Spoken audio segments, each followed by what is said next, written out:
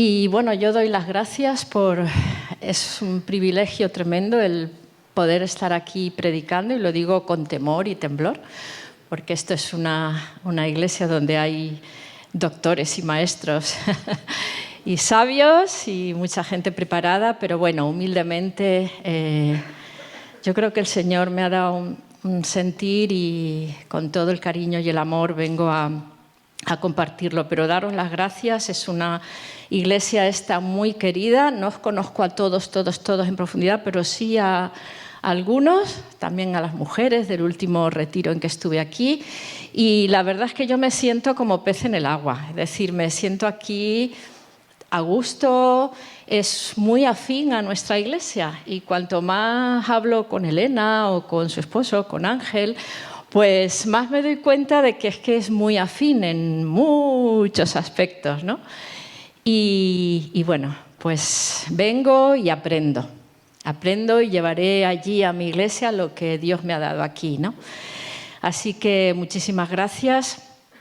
Y bueno, sin más, bueno, decir también que aparte de pastora, dirijo la plataforma Seneca Falls para la igualdad de las mujeres, que está también ayuda a mujeres y niñas en la igualdad de derechos en todos sus aspectos, pero bueno, que también soy madre, bueno, esposa, ya lo habéis oído, y abuela, y voy a por el 7º nieto.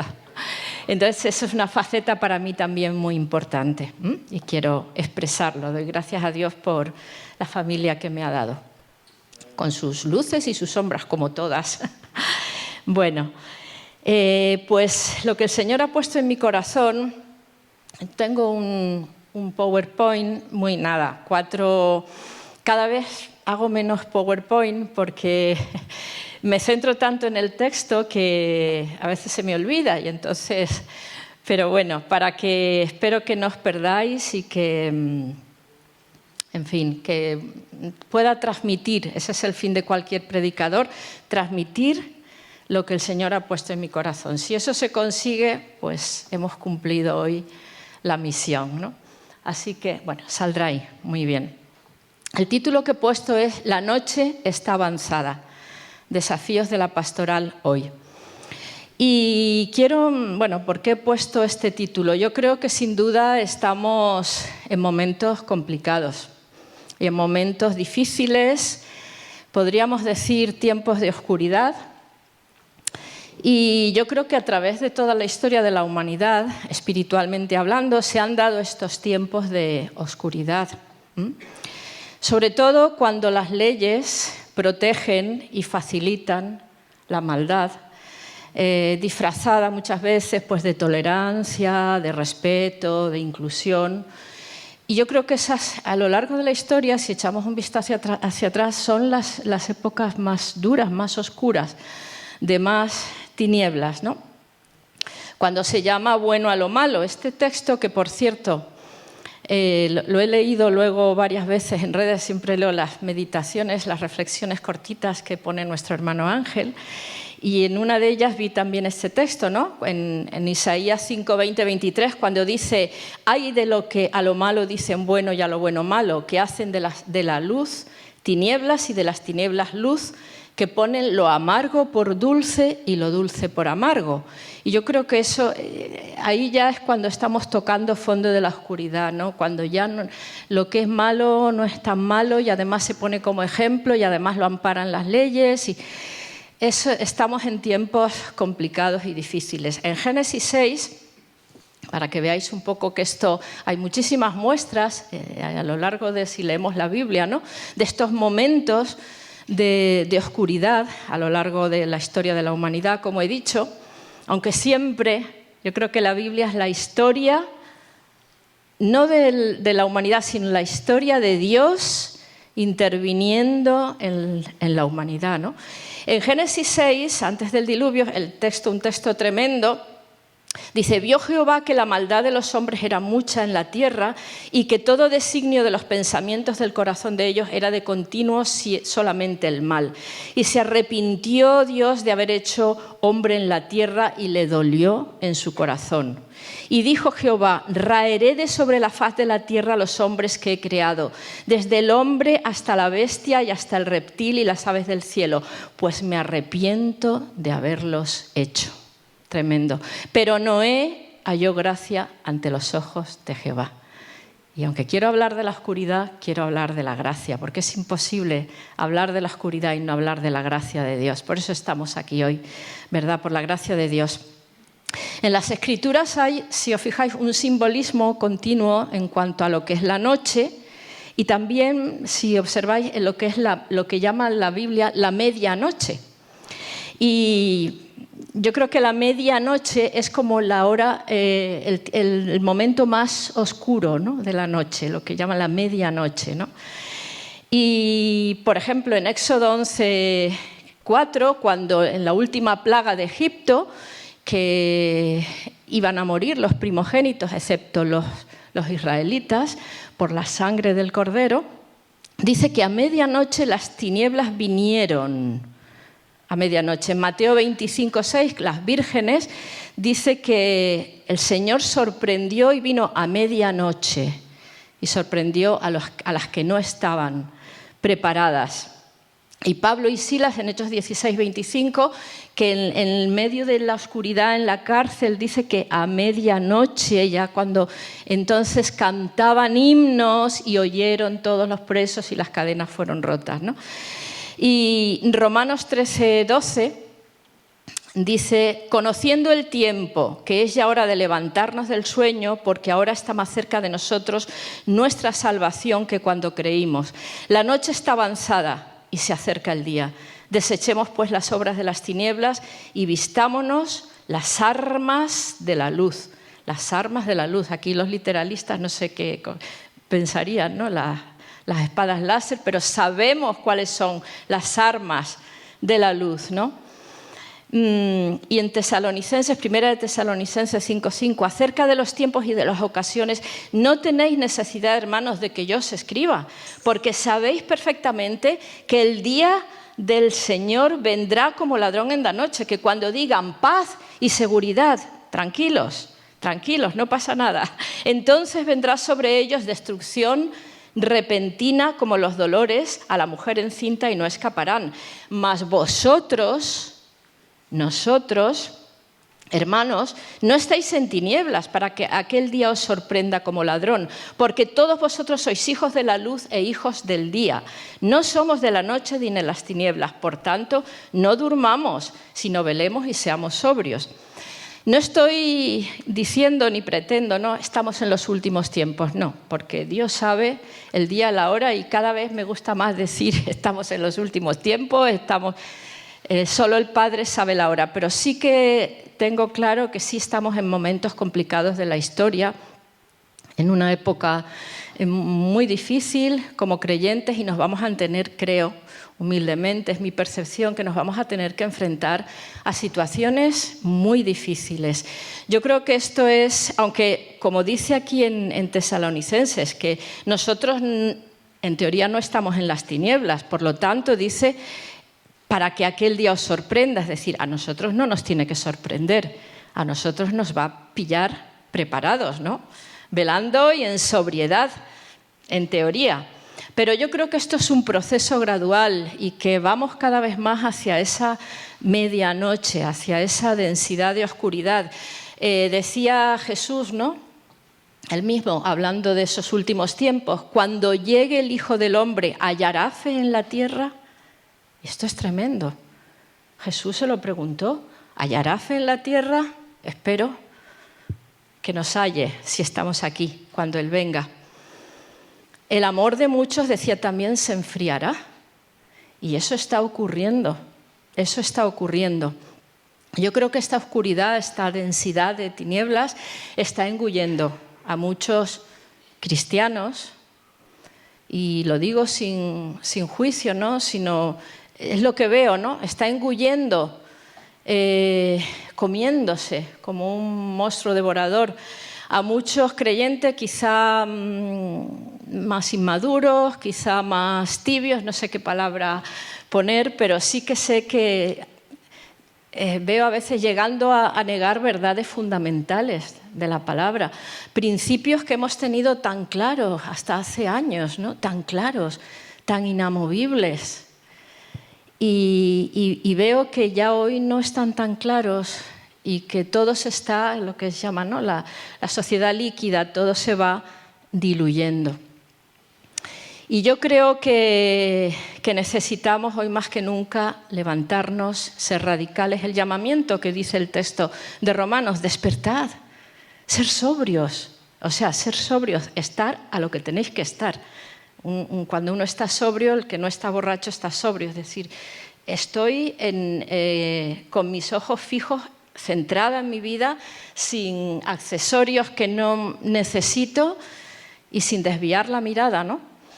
Necesitamos ser radicales, y radicales en el sentido etimológico de la palabra, de raíz. Necesitamos volver a nuestras raíces, necesitamos volver a nuestros principios, ¿no? Bíblicos. Y yo creo que más que nunca la Iglesia tiene que asumir su papel. Si no lo asumimos nosotros, ¿quién lo va a asumir? ¿Quién se va a levantar? ¿Quién va a ser luz en este mundo? Nos va a engullir. Como no estemos firmes, nos va a engullir. Dijo Jesús también, me es necesario hacer las obras del que me envió mientras dura el día. Juan 9:4. La noche viene cuando ya nadie puede trabajar. Esto es muy fuerte. Ahora es tiempo de trabajar, Iglesia. Ahora. Pero cuando la noche llegue, se acabó. Hay un tiempo y ese tiempo se acaba. Decía el texto de Romanos, dice, estamos más cerca cada día de la salvación. Eso está claro. Es decir, no sé si será mañana, pasado, dentro de 1000 años, pero cada día estamos más cerca. El tiempo se acaba. El tiempo se acaba. Es tiempo de trabajar. Jesús lo dijo, es hora de trabajar. Cuando llegue la noche, se acabó. Es hora de coger nuestras armas de la luz. Y termino esta pequeña introducción, pero creo que era necesaria hacerla con un texto del profeta Joel.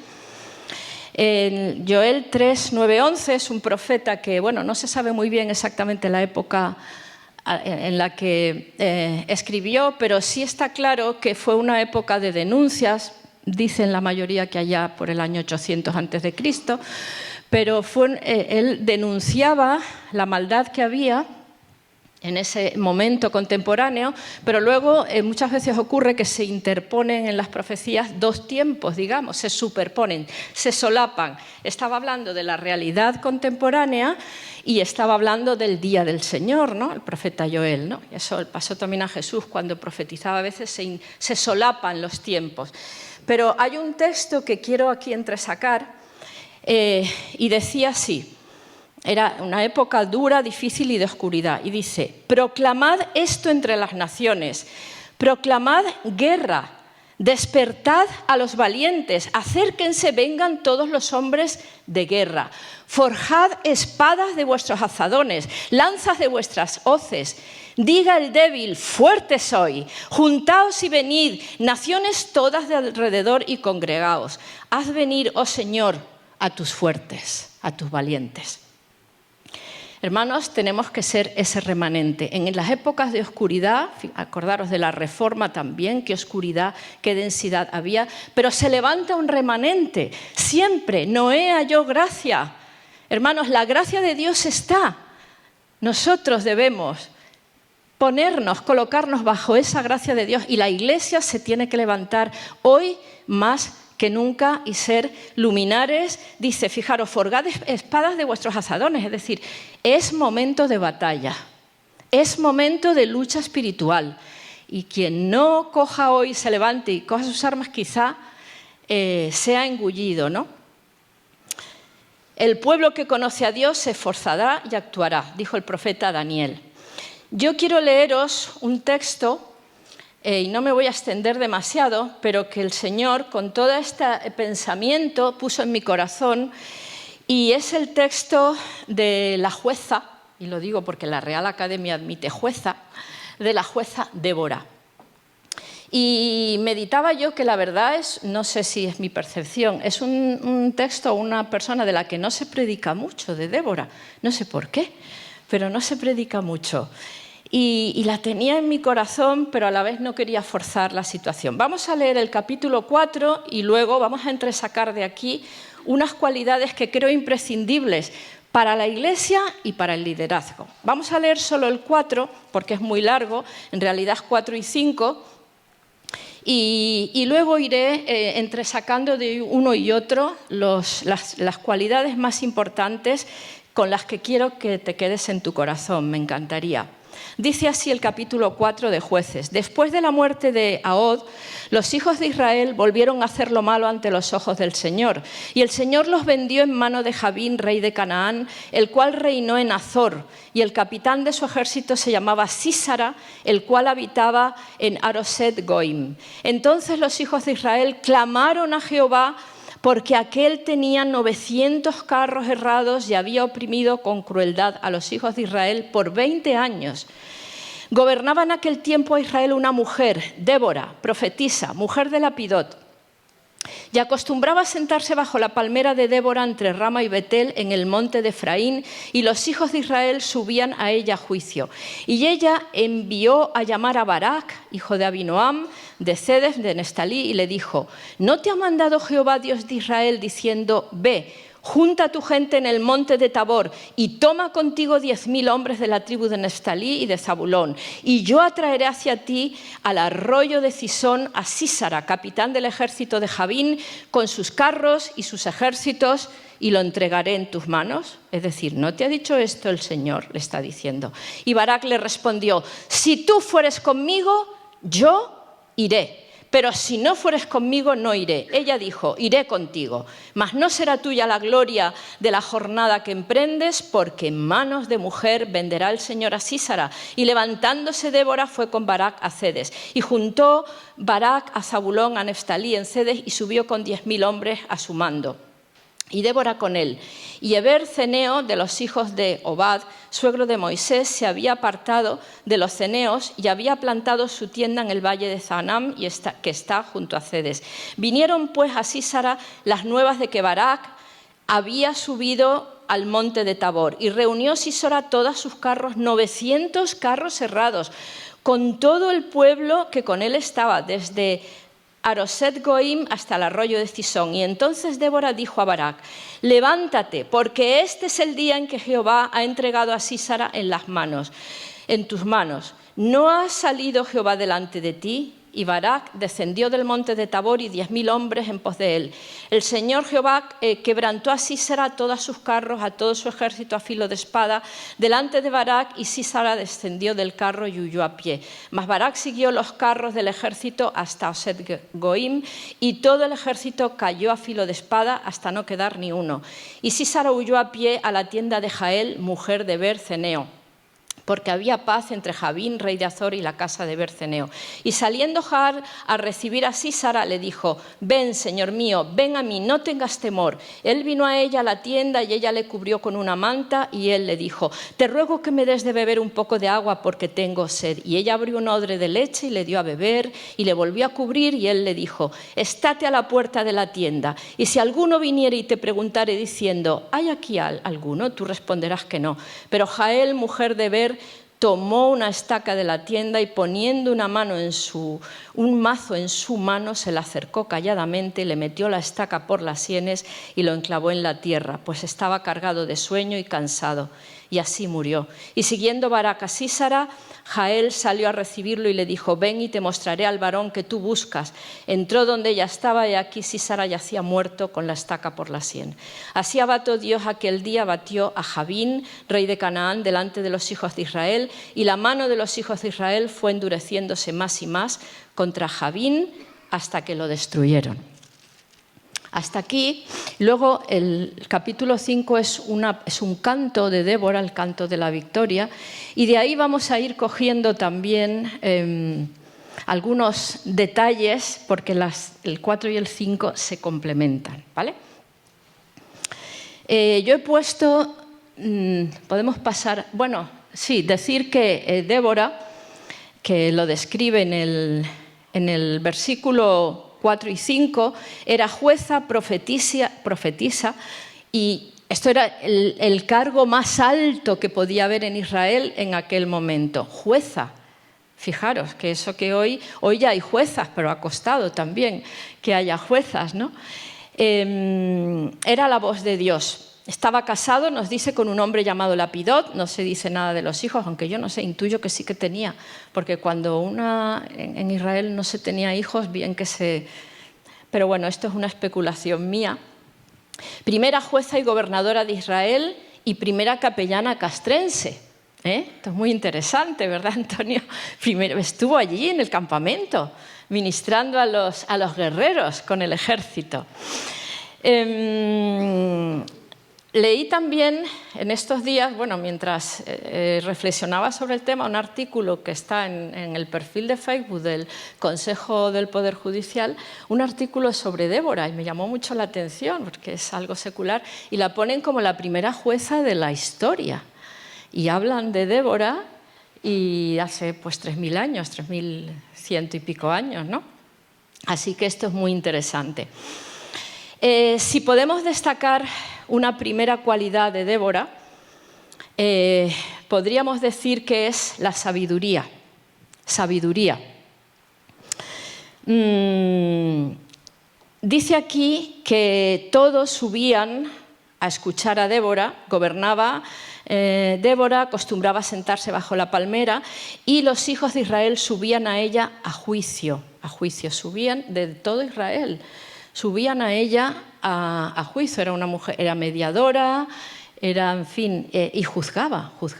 Y para esto necesitaba una sabiduría increíble, y esto quiere decir que el pueblo la reconocía por su sabiduría. Hoy más que nunca necesitamos sabiduría, de verdad, líderes, pastores, pastoras, hijos de Dios, necesitamos sabiduría. La sabiduría no es erudición, la sabiduría no es inteligencia humana, ni es acumulación de datos. La sabiduría es la capacidad, según la Biblia, ¿no?, de llevar a la práctica los principios bíblicos.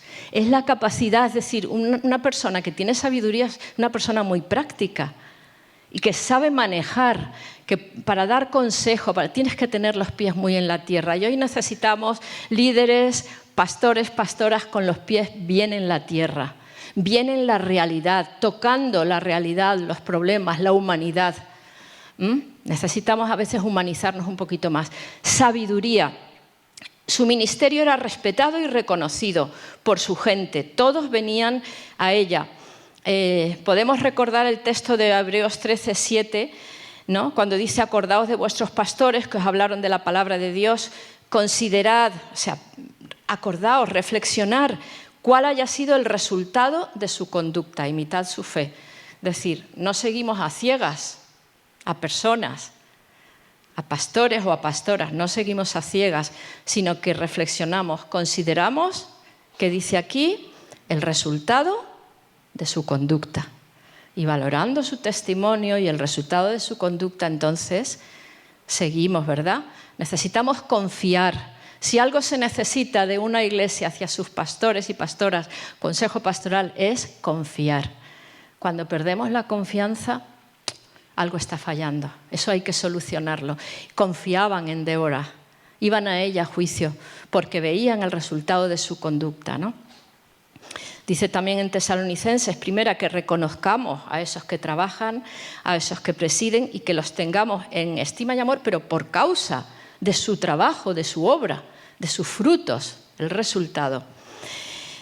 Así es que esta era la situación de Débora, sabiduría. Y el contexto, ¿cuál era el contexto en aquel momento? El libro de Jueces narra una de estas épocas oscuras. Luego se levantaba un remanente con un juez a la cabeza o una jueza y volvían a estar en paz durante un tiempo. Pero el llamamiento que Dios les había dado era llegar a la tierra prometida, conquistar,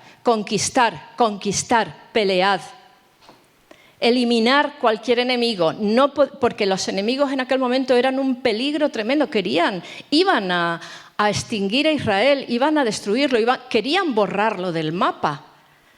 Y es que tenemos que ser conscientes de que hay un enemigo, de que Pablo usa muchas veces la metáfora del soldado, esto es una batalla, y no estoy hablando de que empecemos a ver enemigos por todos lados o demonios, no.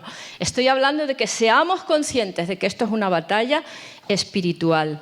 Y Dios los había llamado a pelear, a conquistar la tierra. Pero Israel se acomodó porque no quería más guerras, se cansó de pelear. ¿Estamos cansados de pelear? A veces sí. Yo reconozco que a veces estoy cansada de pelear y quiero un poco de tranquilidad. Pero ¿sabéis qué? Que no podemos bajar. Acordaros, cuando subieron las manos de Moisés, no podemos bajar la guardia. Hoy más que nunca en este tiempo de oscuridad, como ocurría aquí, el enemigo está al acecho. Querían tranquilidad.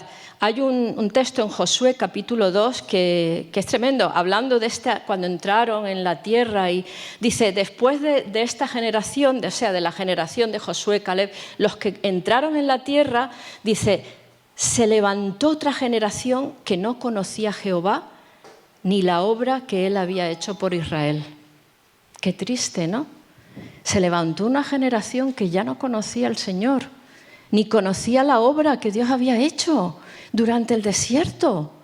Nuestros hijos, a mí me habla, nuestros hijos, nuestros nietos, nuestras generaciones jóvenes, hermanos. Y sabemos que está habiendo ahí, está habiendo crisis en medio de adolescentes, jóvenes, que a veces...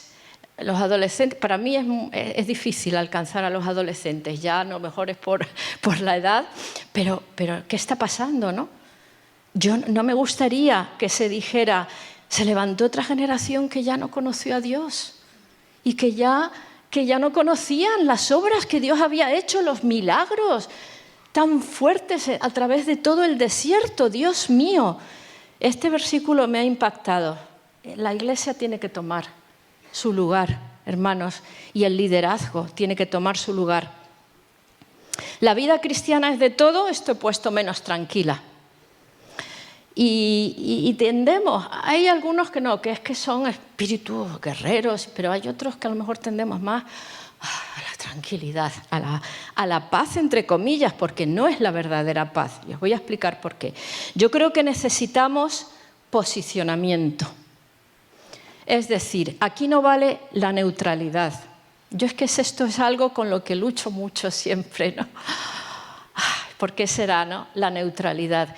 En la vida cristiana no podemos ser neutrales. A mí a veces, ¿no? Cuando hay conflictos, hay problemas, que cuando no hay problemas, digo yo, porque pequeños o grandes, pero esto es un conflicto continuo, esta es la batalla, ¿no?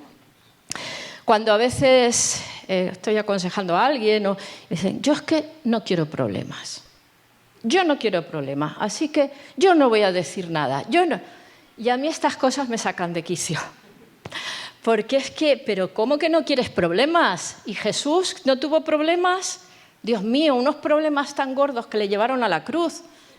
Si se estaba enfrentando continuamente con unos y otros, confrontando, amonestando, amando, por supuesto. El amor es la base de nuestra actuación siempre. Pero, ¿no quieres problemas? No hay neutralidad posible. Dice la palabra, dijo Jesús, hablando de esto, el que no está conmigo, está contra mí. No hay neutralidad posible. Defínete. El que no recoge, desparrama, que esto es más fuerte todavía.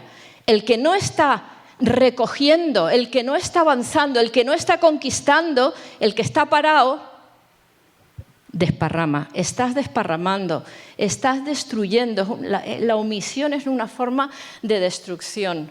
Y yo lo he visto, el que no está activo en la obra, el que no está recogiendo, estás desparramando. Es que no hay neutralidad posible, dijo Jesús. O también el texto de Mateo 11:12, que es tremendo, ¿no? Que el reino de los cielos, las traducciones varían, es de los valientes o es de los violentos o es de los esforzados que lo arrebatan. Realmente la traducción cabe perfectamente decir violentos. Lo que pasa es que hoy esto es una palabra muy delicada porque no queremos violencia, los cristianos estamos en contra de la violencia, del tipo que sea, ¿verdad? Entonces esta traducción hay que matizarla. Muchos dicen los esforzados, los valientes que conquistan. El reino de Dios sufre violencia, sufre oprobio, opresión, ataque. ¿Qué hacemos nosotros? Levantarnos con valentía y conquistar. Es que no nos queda otro. Es de los valientes que lo arrebatan. Y sí que hay en el sentido del verbo este en griego que lo arrebatan, que lo arrebatan con fuerza, con violencia, que conquistan. Así que no hay neutralidad posible. Batallas grandes y pequeñas, pero todas son importantes en tu hogar, en la iglesia, y batallas espirituales, No, todos los términos estos son muy delicados, hay que interpretarlos de una manera espiritual, no física, ¿no? Y dice que volvieron a lo malo. Dice, entonces, estando en este estado, volvieron a lo malo y Dios los vendió a Jabín, rey de Canaán, tal. Volvieron a lo malo. Cuando uno está... Esto desparrama. Y cuando desparrama, ¿cuál es la tendencia de nuestro corazón? Lo malo. Y eso es una tendencia que tendremos aquí hasta que vayamos con el Señor y seamos completamente transformados. Pero mientras estamos aquí, la tendencia de nuestra naturaleza es esta. Y si estamos pasivos, si no cogemos nuestro lugar, si no estamos recogiendo, vamos a volver a lo malo. Aquí dice, volvieron a lo malo. Y Dios los vendió a Jabín. Jabín era rey de Azor, que era la ciudad cananea más poderosa y que encabezaba una confederación de todos los pueblos paganos. Le llamaban rey de Canaán, o sea que era con mucho poder. Y qué fuerte, Dios los vendió a Jabín. Pero es la gracia de Dios. Los vendió a Jabín, los hizo esclavos de nuevo, los vendió. Y cayeron en una situación de pobreza extrema. Fijaros, y esto me llama la atención. No hace falta que busquéis los textos, pero en el capítulo 5 es muy curioso porque fijaros el estado al que llegaron. Dice que quedaron abandonados los caminos desiertos, los que andaban por las sendas se apartaban por sendas torcidas, las aldeas quedaron abandonadas en Israel.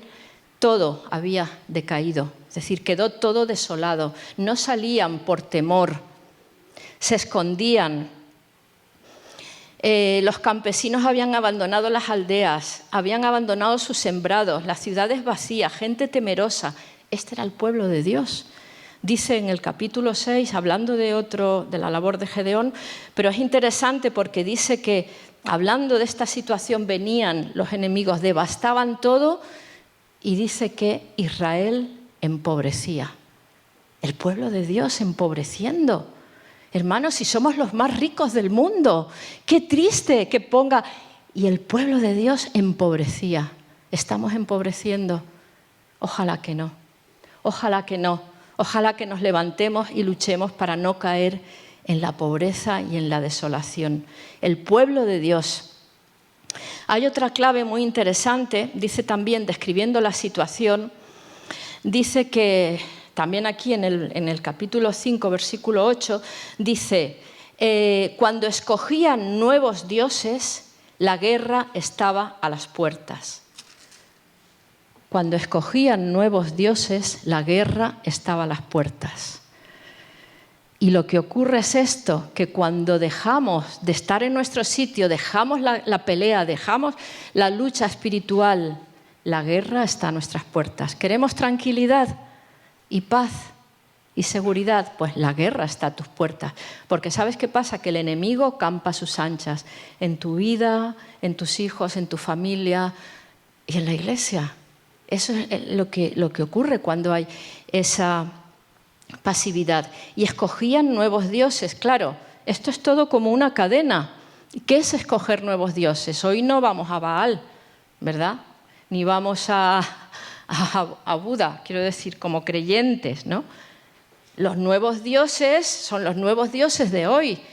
Estamos quitando el lugar de nuestro Dios, el único Dios verdadero, y poniendo dioses con pies de barro que pueden ser perfectamente lícitos, lo sabemos. Nuestros hijos, nuestros nietos, yo me lo digo que soy abuela y babeo mucho con mis nietos, pero no lo sé, nuestros maridos, nuestras esposas, podría ser nuestro trabajo, podría ser, no lo sé, pero sabemos, si te paras a reflexionar, qué dioses ocupan esos lugares en tu vida por los que nos excusamos tantas veces, ¿no? No puedo, no tengo tiempo, no. ¿Cuáles son? Reflexiona, porque cada uno tenemos nuestros puntos débiles. Cada uno tenemos esos pequeños altares que, como nos descuidemos, se levantan en nuestra vida. El proceso está clarísimo. La neutralidad, la pasividad, no lucho, escogemos nuevos dioses, la guerra está a las puertas. Cuidado, porque el enemigo entra. El enemigo entra. Ahora, lo bonito también es que dice, y Jehová los vendió en mano de Jabín, dice, pero entonces, versículo 3 del 4, los hijos de Israel clamaron al Señor, porque aquel tenía 900 carros, tal. Clamaron, y esto es otra clave. Cuando clamamos, Dios nos oye. ¿Veis la gracia? Por mucha oscuridad que hay, la gracia de Dios permanece. Estamos a tiempo, la gracia de Dios, mientras estemos aquí, en esta tierra, la gracia de Dios permanece. Hasta que Él diga, se acabó. Que lo dirá en algún momento. Pero mientras estamos aquí, dice, clamaron. Y cuando clamaron, Dios los escuchó. Somos un pueblo que clama. Somos pastores y pastoras que clamamos, que intercedemos. Hay un versículo en Ezequiel 22 que a mí siempre me impresiona, cuando también describiendo el profeta Ezequiel una situación parecida, dice que busqué entre ellos alguno que levantara un muro, que se pusiera en pie en la brecha delante de mí, a favor de la tierra, a favor de la iglesia, a favor de los hermanos, para que yo no la destruyera, pero no lo hallé. Busqué, dice, y no lo hallé. Qué triste, pero que hoy no nos ocurra esto. Que levantemos muro, que estemos en la brecha, levantarnos y pelear, dice también en Nehemías, ¿no? Cada uno con sus familias cuando reconstruía el muro. Cada uno con su familia. Pelead, decía Nehemías, pelead allí, hacer equipos, hacer grupos. Y dice que en Nehemías hablando que no se desvestían, no soltaban el arma ni para ducharse. Esa es la actitud, con nuestras familias, hermanos. Yo tengo mucha carga con las familias. El plan de Dios es para nuestras familias completas, que nadie se quede atrás. Así es que en esta situación Dios los escuchó y ¿qué pasó? Entonces yo, Débora, me levanté como madre de Israel. Débora se levanta, llama a Barak, dice, le llama capítulo, supongo, a Barak, al general de los ejércitos, y le dice, es curioso porque le dice, ¿no te ha mandado Dios, el Dios de Israel, diciendo, ve, junta a Neftalí, a Zabulón? Y ¿no te lo ha dicho ya? Es decir, que parece que Dios ya había hablado a Barak. Y no, Barak, por lo que sea, no había reaccionado. Pero ¿no te ha dicho Dios que vayas, que subas y que yo atraeré a ti, que yo te voy a dar la victoria? Discernimiento. Débora discernió, o ahora o nunca. Necesitamos pastores y pastoras que disciernan. Es el momento ya en situaciones determinadas. Hay que dar el paso. No hay que darlo, esperar, seguir. Necesitamos ese discernimiento imprescindible hoy en día, discernir los tiempos. Líderes que disciernan los tiempos, que Dios nos ayude de verdad como líderes a discernir, porque hay tanta mezcla, hay tanta liquidez, hay tanta ambigüedad, hay tanta maldad disfrazada que ya, como decía al principio, no sabemos dónde está el bien, dónde está el mal. Nosotros sí lo tenemos que saber. Ese es el tema, que no lo perdamos de vista. Necesitamos discernimiento. Y otra cosa que ocurre aquí, Débora está amonestando a Barak. Pero ¿no te ha dicho Dios que hagas esto, esto y esto? ¿Qué pasa contigo?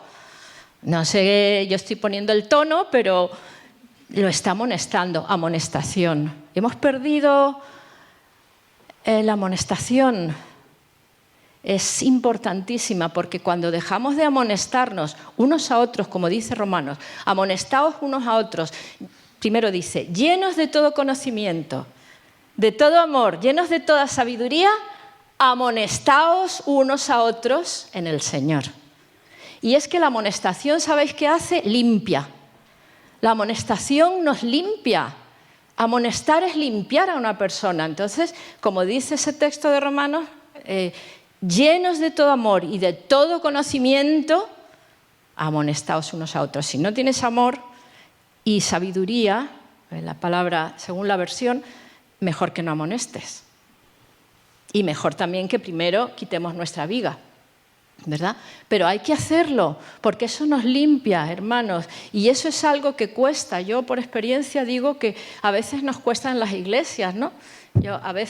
Yo me quejo a veces al Señor, porque a veces siempre me toca a mí amonestar, estoy hablando de mi iglesia, ¿no?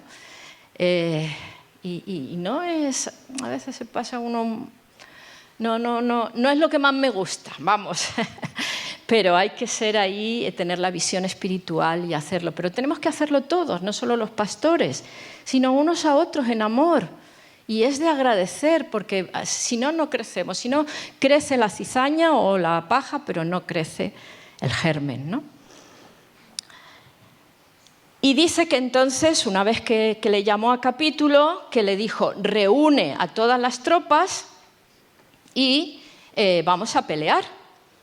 Y de todas las tropas, todas las tribus, no vinieron todas al llamamiento. Ahí he puesto, bueno, la amonestación, la respuesta de Barak. Vamos a ir por orden porque yo me pongo a hablar y por eso me he hecho mi papel, porque si no me entusiasmo. La actitud de Barak, si vienes conmigo, iré, ¿no? Si vienes conmigo, iré. Y esto hay que analizarlo. Bueno, la respuesta de Débora, voy contigo. Es que ni lo dudó. Voy contigo, ahora mismo. Nos vamos. Coge a las tribus y nos vamos. Pero la respuesta de Barak, esto a veces pues se ha puesto como era un cobarde. Yo no lo veo así, ¿eh? Yo veo en Barak un gran hombre.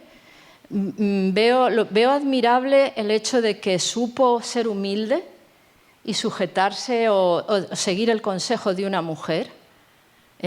Y no veo cobardía en que si tú no vas, yo no voy, porque esto hay muchas interpretaciones. Bueno, es que dudaba. Yo creo que tuvo en ese momento confianza plena en el ministerio de Débora y esa confianza le daba seguridad y le decía, confío en tu palabra profética, confío en ti, ven tú. Y yo lo veo así, ¿no? Veo esa humildad en este hombre y que al final obedeció. Al final obedeció y fue y luchó. Entonces, otra cosa que me ha llamado la atención es que Barak está en Hebreos 11 en la lista de hombres de fe. No está Débora, no importa. Lo que ha hecho Débora, ahí está, en las Escrituras. Pero en la lista de hombres de fe, en Hebreos 11, no está Débora, está Barak. Dejémoslo ahí.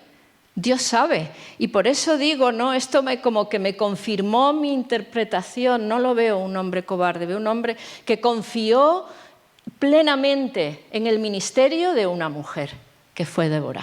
Y esto es muy valioso. Si hoy es valioso, imaginaros en aquella época lo que significaba. Y dice que le dijo, llama a la batalla a las tribus, pero nos describe en el capítulo 5, no vinieron todas las tribus. Y aquí me pregunto, es decir, vinieron, según lo que pone, la tribu de Efraín, Benjamín, Manasés, Zabulón, Isaacar y Neftalí. Pero la tribu de Rubén, de Galaad, de Aser, de Gad, no vinieron. Y dice que Rubén la tribu de Rubén se perdió en grandes disquisiciones. Lo que describe aquí es porque siento que nos podemos identificar mucho aquí, ¿no? Dice, entre las familias de Rubén hubo grandes resoluciones del corazón. ¿Por qué te quedaste entre los rediles para oír los balidos de tu rebaño? O sea, y disquisiciones, reunión va, reunión viene, y lo pensamos, y luego otra reunión, y eso a veces me recuerda un poco a nuestras situaciones, ¿no? Tanto, hermanos, que es hora de actuar. Está muy bien que haya ideólogos, está perfecto. En el pueblo evangélico hay grandes ideólogos. Bueno, aquí tenemos uno, un gran teólogo. Necesitamos ideólogos, pero es que yo echo de menos gente que esté ahí arremangada, en la brecha, en la práctica, en el campo de batalla. Y eso somos nosotros todos los que tenemos que estar, arremangados en el campo de batalla. Yo eso echo de menos a los que implementan, a los que llevan a la práctica. Yo ahí es cuando te quedas solo. Y aquí ocurrió que no todos acudieron, y que se quedó solo con unos cuantos. Y yo pregunto, ¿estamos dispuestos cuando nos llaman a la batalla, cuando dicen, presenten armas? Digo yo, que será así, ¿no? ¿Estamos ahí? ¿Estamos no solamente dispuestos, sino también disponibles? Porque a veces estamos dispuestos y tenemos unos propósitos, lo tengo clarísimo, pero luego es que nunca estamos disponibles. A veces pasa, ¿no? A la hora de la verdad, sí, tal, pero luego, a ver, equipo para, yo qué sé, limpieza general, pintura, yo qué sé, muchas cosas, ¿no? O reparto de alimentos o lo que sea, ¿no? Y es que yo no puedo, ¿no? Entonces, tenemos que estar dispuestos y disponibles en el momento de hacer la voluntad de Dios, no de nadie más, sino la voluntad de Dios. Así es que suben ante tal enemigo, era Javín, que traía unos carros, además dice que eran errados. Israel estaba en la edad de piedra, Israel tenía un ejército malísimo. Ellos no eran guerreros de por sí. Y los que venían, dice que eran 900 carros errados, tenían ya hierro en sus ruedas, les doblaba, les triplicaba el número. Débora, otra cosa que tiene, una gran estratega, y les dijo, sube al monte Tabor, subamos. Subieron al monte, allí supongo que estarían orando, viendo, meditando, pensando, planeando, y en el momento en que venía el enemigo dijo, ahora, Barak, ¿veis? Discernir los tiempos. Ahora es el momento. Baja abajo al valle y ahí tendrá lugar la batalla. Claro, bajar al valle suponía desventaja, porque en lo llano los carros que venían, 900 carros, se mueven mejor, ¿no? En una pendiente los carros se mueven peor. Sin embargo, Débora le dice, baja. Pero Barak no rechistó. Yo veo aquí la confianza de este hombre. Bajaron al valle. ¿Y quién ganó la batalla? ¿Quién? Pues la batalla no la ganó ni Débora ni Barak, ni la ganó el Señor. Y fijaros lo que pone aquí. Dice que al final del capítulo 5, dice, desde los cielos pelearon las estrellas, desde sus órbitas pelearon contra Sísara. Los barrió el torrente de Cisón, el antiguo torrente de Cisón. Es decir, hubo una tormenta impresionante en el momento preciso, un barrizal que arrasó con todos los carros de Javín y ganaron la victoria. La pelea aquella no la ganó ni Débora ni Barak, la ganó el Señor. Y esto es lo importante, la ganó el Señor. Así es que valentía, espíritu de lucha, que ya lo hemos dicho, y la obediencia, que la vemos aquí encarnada en Barak. De nada vale todo esto si no fue porque Barak fue adelante y obedeció. Y para terminar, solo nombrar otra mujer que entra en juego aquí, que es Jael. Jael era una mujer pagana y esta es de la que dice Débora, vale, yo voy contigo, pero una mujer será la que se lleve la gloria. Es Jael. Jael es una mujer pagana. Estaban, dice que era de los ceneos, estaban, digamos, en tierra de nadie, estaban neutrales. Neutrales. No estaban ni con Jabín, el pueblo enemigo, ni estaban con el pueblo de Israel. Nosotros estamos aquí en medio, somos amigos tuyos y somos amigos tuyos. La neutralidad. Pues esta mujer, ¿qué ocurrió? Claro, el enemigo Sísara le vino a sus manos, se lo puso Dios en bandeja y ella tuvo que decidir. Tuvo que tomar una decisión. ¿Qué hago? ¿Me pongo del lado de este pueblo, del Dios de Israel, o me pongo del lado y lo dejo aquí que duerma y lo oculto?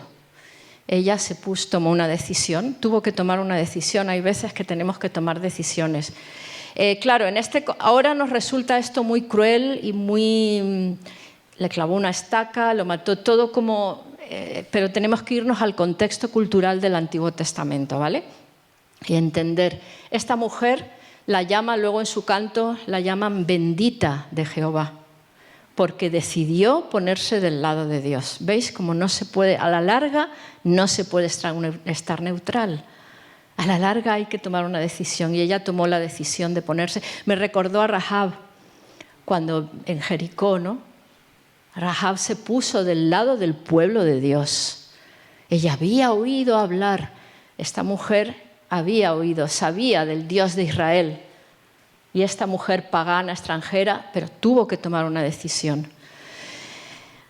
A veces el precio es muy alto. Hermanos, el precio de los remanentes, del remanente es muy alto. Hay un precio alto que pagar. Creo que vamos a tener que pagar un precio alto en medio de esta situación y oscuridad que vivimos, pero merece la pena. No hay otra cosa que vaya a quedar en nuestra alma, que nos llevemos más que el amor al Señor. Ni siquiera nuestras obras, ¿no? Sino el amor al Señor. Estas 7 cualidades yo creo que son importantísimas hoy en día, que tenemos que pedir a Dios que nos las dé. Fijaros cómo he empezado hablando de la noche y el último versículo del capítulo 5 dice así. Creo que lo he puesto en el PowerPoint. Mas así perezcan todos tus enemigos, oh Señor, mas los que te aman sean como el sol. Qué bonito. Cuando sale en toda su fuerza y la tierra reposó 40 años. Seamos como el sol en toda su fuerza, hermanos. Seamos como el sol. La noche, empezamos hablando de la noche, y el último versículo quiero que se cierre con esto. Seamos como el sol en toda su fuerza y la tierra reposó 40 años. Este es el reposo que nosotros tenemos que traer, un reposo, una paz al mundo que sea el resultado de la lucha. Cuando se nos dice pacificadores, el pacificador no es un pacifista, el pacificador es el resultado de llevar la lucha, la amonestación, la limpieza, y entonces hay paz. Pero el pacificador no tapa los problemas, las cosas, las situaciones y las va pasando, sino que las afronta. Así que para terminar, todos tenemos aquí nuestro papel. Yo creo que todos, pastores, pastoras, líderes, pueblo de Dios, tenemos que tomar nuestro lugar donde Dios te haya puesto, a la misión a la que Dios te haya llamado, pero por favor, coge las armas de la luz. Pide al Señor que te levantes para que no seamos engullidos. Ojalá que esto no fuera así, pero yo lo voy a intentar en mi vida. Voy a intentar. Esta palabra a mí me ha sacudido también. Bueno, es una meditación que no es de un día para otro, sino que estoy ahí en esa meditación, ¿no? En cuanto a la pastoral, en cuanto a nuestra iglesia allí en Madrid, pues lo mismo, ¿no? Veo cómo la tiniebla va engullendo. Y yo creo que hoy aquí tenemos una Débora, más que una Débora. Yo doy gracias a Dios por Elena, por haberla conocido. Doy gracias a Dios por esta mujer, por este día en que va a ser encomendada, un acto donde es reconocida por la Iglesia, es reconocido, como ha dicho antes David, ¿ves? Es que tenemos la misma sintonía. Es reconocido su trabajo, su servicio y su tarea hasta aquí. O sea que no es poner un título y luego empieza a trabajar, sino es trabaja y ya Dios reconocerá lo que haces, ¿no? Así es nuestra concepción también del ministerio. Y veo que aquí en esta iglesia pues se ha enseñado lo mismo, ¿no? Así que, desde luego, creo que es un acto muy importante y bueno, doy gracias a Dios también por la Iglesia, por su pastor presidente, por su consejo pastoral. ¿Por qué? Porque reconocen el ministerio de la mujer y es importante. Yo sé que esto a lo mejor no es una teología, un principio fundamental que si no te va... No, pero es muy importante, es muy importante. Y no voy ahora a ponerme aquí a hablar del ministerio de la mujer, porque es una iglesia que lo aceptáis, que lo reconocéis y no es el momento. Pero doy gracias a Dios por vuestra valentía, pues sois una iglesia valiente, en fin, honesta, y que yo sé que ella no estaría hoy aquí si su pastor, sus pastores no le hubieran abierto el camino. Eso es lo que ocurre, que todavía si el varón no nos abre camino, lo tenemos muy difícil, es así, y hay que reconocerlo porque estáis en los puestos de más, o los puestos no es la palabra, pero de más influencia o de más. Así es que doy gracias por ella y bueno, por lo que la conozco estos años, su trayectoria, que en estos últimos años he vivido, y ha sido una gran bendición conocerla, ha aportado mucho a mi vida también y a su familia.